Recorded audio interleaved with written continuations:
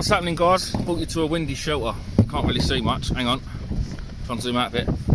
We are Dungeness way by the boats. This Jerry Oiler's boat there. Me and Dan. Dan's over there. I'm just going to pop you outside the bivvy and you can see what the sea looks like and hear the wind. Hold on. Look at that. Woohoo! If that's not bass weather, I don't know what is. Now, hopefully, you can see me. I'm just going to show you how I'm setting up. This is the end of, this is my main line connected to my rod that's fallen on the floor, and this is the that's the arrow link sea glow tackle, Mikey boy. We start by applying that to the top of the line, just with a normal half blood knot. Does the job. I've never counted the turns. I just do it until I think it's enough. Pull that tight. Should have spat on it first, but it is what it is. Bite the tag end off. Right, so that's that. Rig wise, I'm just using a pulley pennel. It's an old one. It's got old hooks on it. I say old hooks on it. It's got hooks from a couple of sessions ago. It's got a 5/0 chinu on it on the business end, and it's got a 3/0 Cato sea glow hook on it. One of Mike's new ones, which hopefully will be out next week. I think they're in the country. They're just waiting to be delivered to Michael now. So breakaway proper pulley, because Mike hasn't got his out yet, but they'll be coming out very soon. It's blowing a good one, so I'm going to go with a 6 ounce lead. You can tell a 6 ounce because it's red. 5 ounces are normally yellow, which is that. Most manufacturers, so that's yellow. 5, 6 is red, 7 is normally green, and 4 is normally blue. Anyway, most people know that. Just for the newcomers. So there's my hooks. So I think that's a 3/0 Cato hook, one of Mike's new ones, and then that's a 5/0 chinu from, I think they're mustard hooks. Let me show you the bait. I've just got to get it. Bear with me.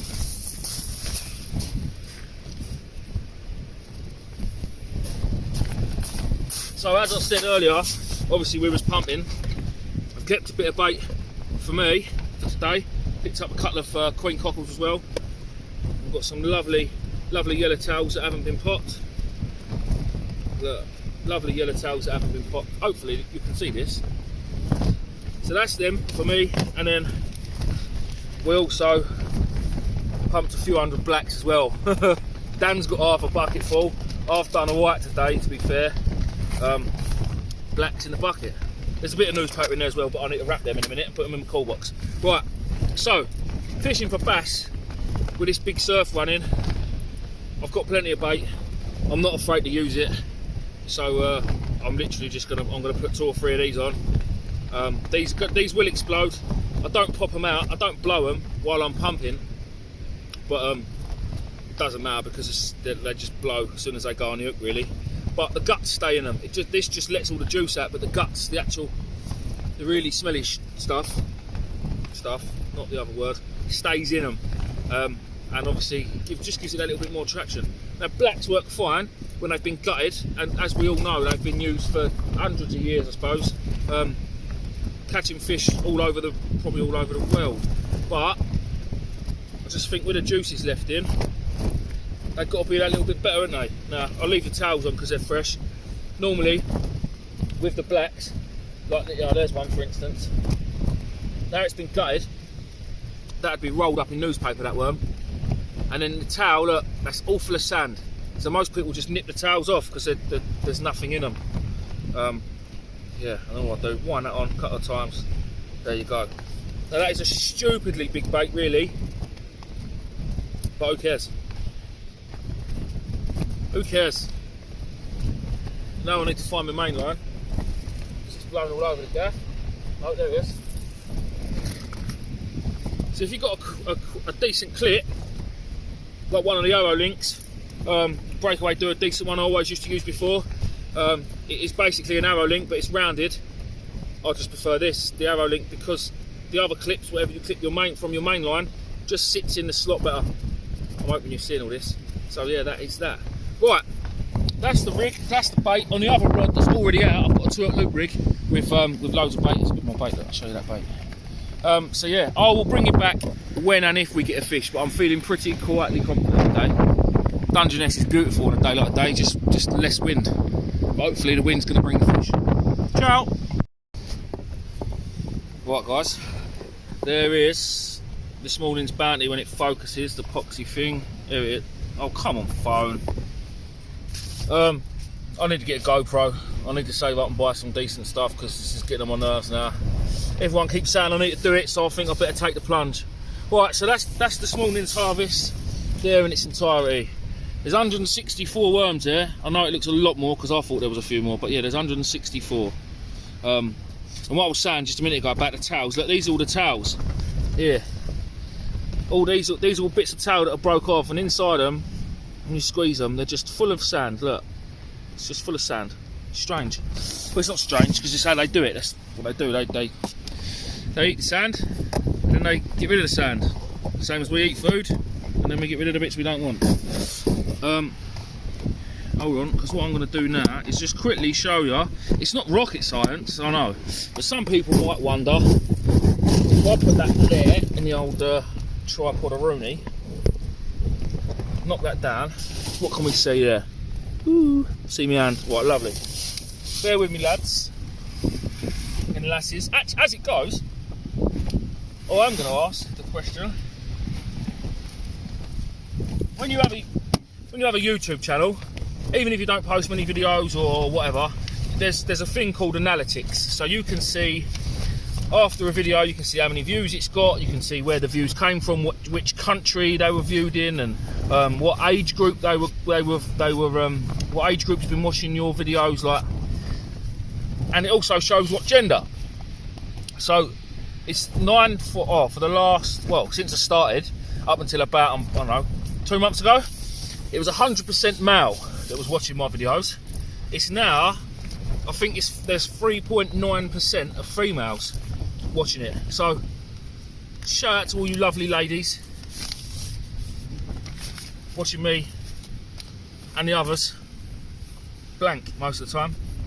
But no, it's all good. It don't matter who views it, whether you're man, woman, whatever the other 165 million genders are. Thank you very much. Right, so basically all we do is we fold a newspaper like that in half. As you can see, hopefully you can see, this is what we do. And then the way I do it is I always just fold that first little bit. And I don't wear black nail varnish, that's just what these do to your hands, what blacks do to your hands. So that's that, and then I get 10 worms in my hands. 1, 2, 3, 4, 5, 6, 7. Oh, up the right way. 8, 9, 10, and then I do it like that. So heads always stay the same end. 2, 3, 4, 5, so on. 6. As you do, I do. Oh, that one's ran the wrong way. I do count again because I don't never want to do anyone out of a worm. But there is 10, and then literally roll it. Once you've got the first couple, the rolling gets easier. It's all right when you've got 160 worms, but when you get 500 or 600, Dan's looking at me arse because my crack's hanging out. When you get 500 or 600, like my old mate Dan here, the legend, it takes a bit longer, especially when you're doing them at home on your kitchen table. And there they are. That is a wrap. That is a wrap. Right. This hunk of a man will bring you back. Where's my newspaper then? You ain't got none. Ciao. Right, back again. No fish as of yet. I had a whiting, but it don't count. Oh, Dan, there's water in that thing now. In that hole.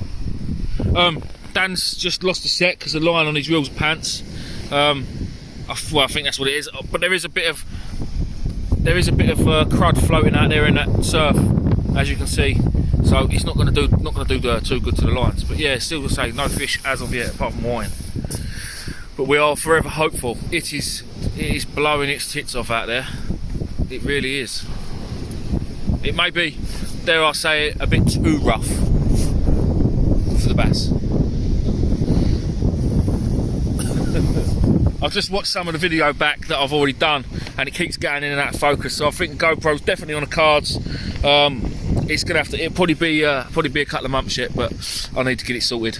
get a GoPro and get a laptop so I can edit them on, because as most of you know, I do everything on my phone and I can just push it from one bit to another and it does it for me because I'm not very technical. So yeah, I think that's going to be the plan. Right, hopefully there'll be some fish to show you.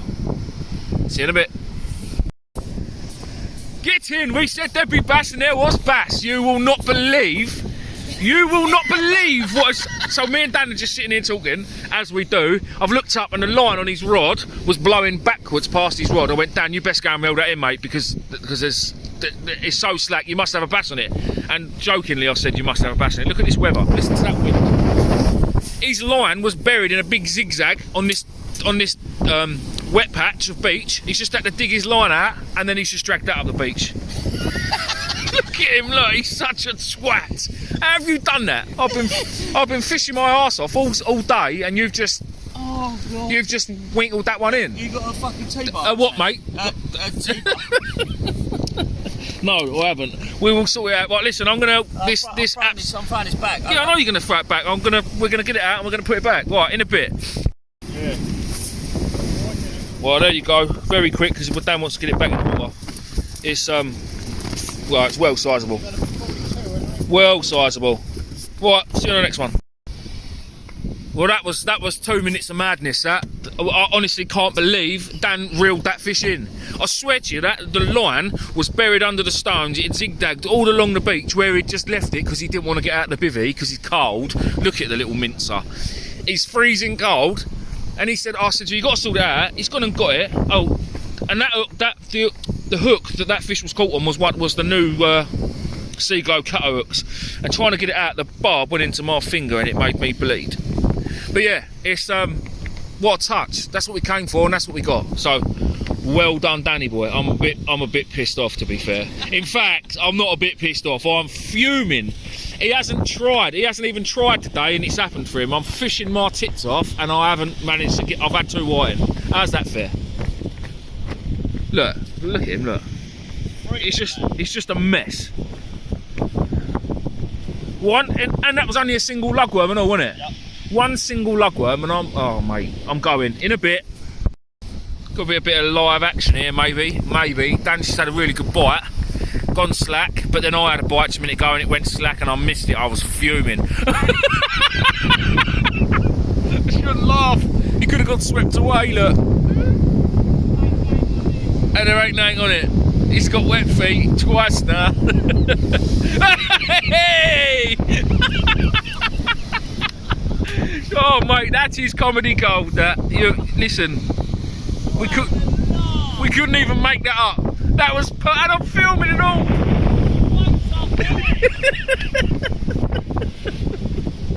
Oh dear.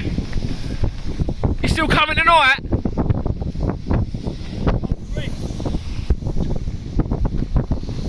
Drips don't get drenched, they get bigger. At least your trainers are clean. I think I best go because he might start getting the hump with me in a minute. What happened to that fish? Did you get a bite or what? In a bit. Happy days. I've got one. Oh no, look, he's gone everywhere. Gone absolutely everywhere. He's got blood coming out the side of him and everything. Come on, mate. Be nice for the camera. We won't be long because I want to get him back. It's only small. What are we talking? 38 centimetres, give it maybe 40. Happy days. Right, gonna get him back and I'll hopefully get one more before we go. In a bit. Right guys, that's us. We're back on the mud now. Very early, very early. Dan's pushing about with the pump now. But the reason we're at here so early is because Dan reckoned that we could try and dig. On the way back earlier when we was pumping, there was loads and loads of casts in really close, like big, massive casts. And Dan reckoned that they were common lug and that he could dig them with a fork. Problem with digging on a sandy beach like this with a fork. This is Dan's fork. As soon as you turn one over, I'll show you. I will show you. This is why we use pumps. You see the water there disappear out of that sand when you lift. Look, you can see it. So when you turn over a fork, hang on. I'm trying to do it with my thing. As soon as you turn it over, instantly the hole starts filling with water and wet sand. You cannot dig on wet sand with a fork. Back in the day, the old timers used to use a little spade to do it, and I used to dig like really fast. And when I say a spade, it was probably the same sort of size as the handle of a fork, same sort of size as your hand, straight in and out, like really quick. But yeah, it don't work. You need a pump. So that's that. Well, thanks for watching the video. This is going to be the end of it. Although we're going pumping again, it's far too windy to film anything. Me and T are back out tomorrow. Fish. We're going to pump the evening tide, and then we're going to go and fish and have a bit of a social with a few mates. So yeah, we'll probably film that, and hopefully we'll see how it goes. We're going to fish Denmarsh, the Galloway's way, that way, and this side of Dungeness, the west side of Dungeness, and hope that we find a few more fish. Well, I know we had them bass and that today, but we was hoping for a bit more. But in them conditions, I knew it was going to be blowy around there. That was the plan, but that was something else. Yes. So again, thank you for watching. Don't forget, if you haven't subscribed already, it's free. Just click that subscribe button. It helps me out massively. Thanks for watching. We will see you on the next one. In a bit.